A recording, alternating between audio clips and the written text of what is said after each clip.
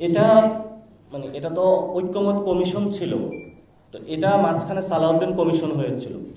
এখন আবার ঐক্যমত কমিশনের মেরুদণ্ড ফিরে এসেছে, এখন আবার এটাকে আমরা ঐক্যমত কমিশন বলতে পারি। তো এটা কোনো দলের জন্য নয়।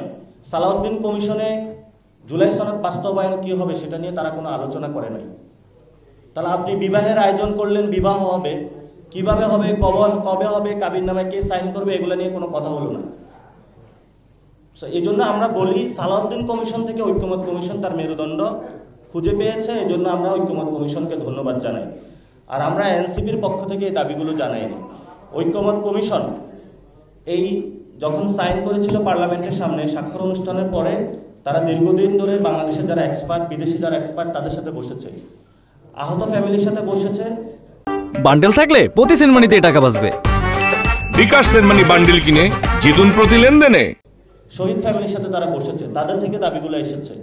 আমরা এনসিপির পক্ষ থেকে রাজনৈতিক জায়গা থেকে সালাউদ্দিন কমিশন বাংলাদেশকে অন্য খাতে প্রভাবিত করার জন্য প্রচেষ্টা চালিয়েছিল, আমরা ঐক্যমত কমিশনের মেরুদণ্ডকে সোজা করে তাদের জায়গায় নিয়ে এসেছি। আমরা সরকারকে বলেছি যে আপনারা সালাউদ্দিনের কমিশনের মধ্য দিয়ে যান, তাহলে আহত শহীদ ফ্যামিলি যারা রয়েছে তাদের সাথে গাদ্দারি করা হবে। তো আমরা এনসিপি জনগণের যে রাজনীতি সেটাকে সঠিক পথে নিয়ে এসেছি।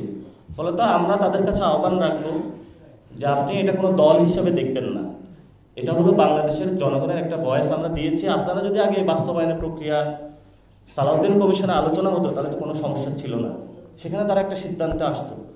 আমরা যখন বলেছি যে আমরা এই সিদ্ধান্তটা না দেখে আমি তো অন্ধভাবে সাইন করতে পারি না, তাহলে ওনারা এটা তো ওনারা ভুল করেছেন, যে ওনারা বাস্তবায়ন প্রক্রিয়াটা কেমন হবে সেটা দেখেই বিএনপির সাইন করা উচিত ছিল। তো ওনাদের ভুলটা তো আমাদের ঘাড়ে এখনো তুলে দেওয়া উচিত না। তো সেই জায়গা থেকে বিএনপির প্রতি আহ্বান থাকবে যে আপনারা নিজেদের ভুল অন্যদের উপরে চাপিয়ে দেওয়ার চেষ্টা করবেন না। আপনি সাইন করে ভুল করেছেন, আপনার দেখা উচিত ছিল যে বিলটা কি হয়। আমরা সেই দাবিগুলো দিয়েছিলাম, আমরা আপনাদের কাছেও গিয়েছিলাম।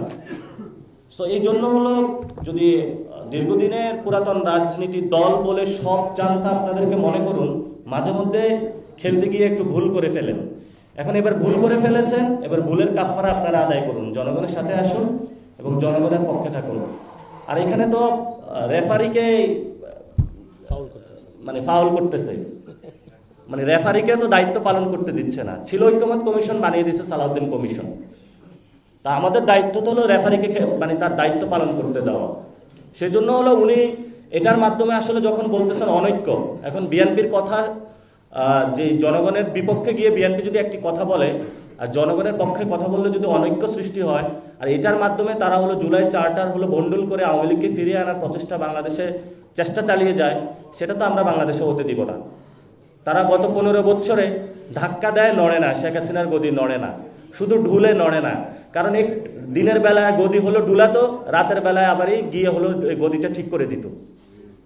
রাতের অন্ধকারে গিয়ে সবার সাথে আবারই কম্প্রোমাইজ করতো। ব্যাংক বাণিজ্য থেকে শুরু করে বাংলাদেশে সবকিছুই তো তাদের অবস্থানগুলো ছিল। তা আমরা দিনও গদি ঝুলিয়েছি, রাতের বেলায় হলো গদি নাড়া দিয়েছি, এই জন্য গদিটা হলো সটকে গেছে। এই জন্য বিএনপিকে বলবো, এই দিনের বেলা ঐক্যমত কমিশনে, রাতের বেলায় হলো বিভিন্ন এম্বাসি, বিভিন্ন বাংলাদেশের যেই ফেসিবাদী শক্তি যারা আসার প্রচেষ্টা চালাচ্ছে, এই যে জাতীয় পার্টি থেকে শুরু করে বিভিন্ন রাতের বেলায় যে মিটিং মিছিল, এগুলো আপনারা বাদ দেন। দিনের বেলা ঐক্যমত কমিশনের যেভাবে সময় দিয়েছেন, রাতের বেলা সংস্কারের জন্য সময় দেন, তাহলে এই ধরনের ভবিষ্যতে আপনারা ভুলও করবেন না, বাংলাদেশকে একটি সুন্দর জায়গায় আপনারা নিয়ে যেতে পারবেন।